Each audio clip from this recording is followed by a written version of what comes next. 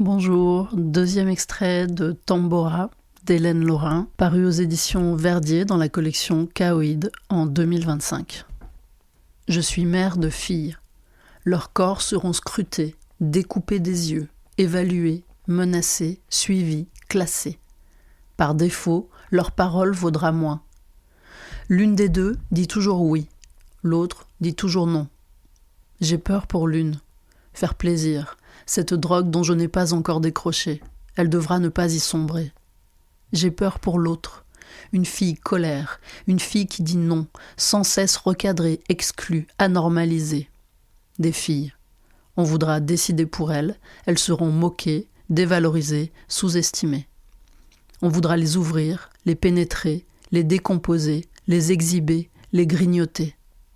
Mes filles, il faudra apprendre à vous défendre. Nous devons apprendre à nous défendre. Musique de fond, l'autosoupçon, le décalage. Je suis une mère à côté, une mère accident, une mère qui veut sortir dès la naissance, qui veut dormir, qui ne pense pas que profiter, c'est subir tous les manques, les interruptions, le grignotage de soi. Une mère à qui régulièrement échappe poubelle au lieu de poussette. Une mère corbeau, Rabenmutter en allemand.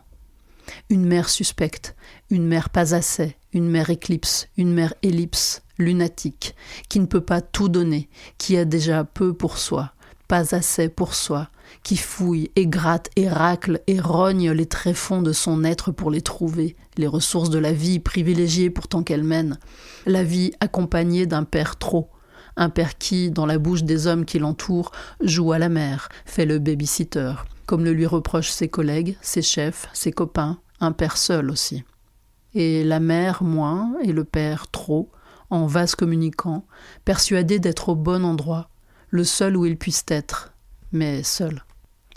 Fossilisé, je le suis à l'intérieur de mon confort simple, confort du boulot stable, de la vie familiale qui étrique, qui règle tout sans question, qui demande d'accepter le mode robot, le mode tâche ménagère, le mode acier dans le cerveau et plomb dans l'aile.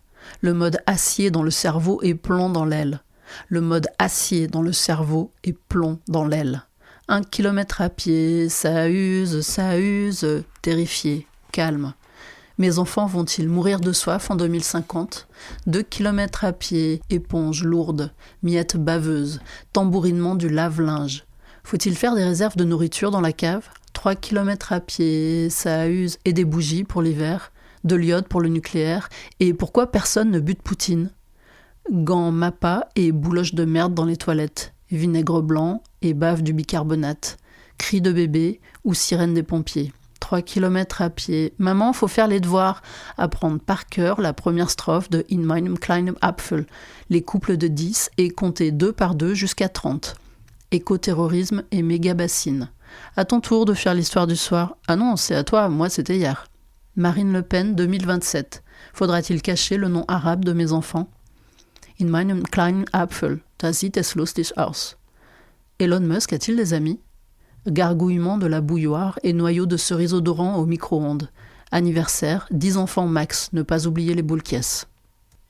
Un jour, il faudra vous dire clairement la catastrophe. Je regarde le dessin des ombres au mur. Je me souviens de ce que voulaient dire ces vagues, ces lignes, ces tressaillements sombres lorsque j'avais votre âge. Le mystère du monde, gardé par les adultes, si inquiétant, excitant, et cette tension infinie vers la compréhension, enfin, de ces mécaniques. Cette beauté-là, la connaîtrez-vous aussi ? Sera-t-il excitant d'attendre l'avenir ou seulement inquiétant ? Un jour, nous devrons vous dire notre secret. Nous ne savons pas si vous pourrez respirer. Respirer, physiologiquement bien sûr, un air pas trop poison. Respirer socialement, politiquement, financièrement aussi, dans le monde que nous vous proposons. Est-ce parce que toi, la grande petite à qui rien n'échappe, courant électrique humain, boudeuse et pétillante, excessive en tout et grelette comme le kéfir, maladroitement mature, est-ce pour ça que tu es si souvent en colère contre nous ? Tu pressens notre secret, notre culpabilité cachée comme un sexe, et tu nous accules à le sortir, ce silence, cubique et noir, qui déjà circule entre vos bouches aux dents écartées, dans la cour de récré, comme une rumeur. Il ne faut pas salir la planète, il faut trier les déchets, il ne faut pas gâcher l'eau. Et ces règles, vous les respectez dans la joie de la loi simple, mais au fond, bourdonne le secret. Dans ce puits laid et excitant, comme les autres, vous vous construirez à tourner autour, à lui inventer des monstres et des trésors, à deviner son architecture, lui trouver des aspérités, repérer ses prises pour lui échapper, pour atteindre la lumière, celle du monde infini. Le silence qui expliquera les emportements des parents aux mots compliqués, des gens de la radio aux voix inquiètes, des explications sans cesse reportées à quand on sera plus grand.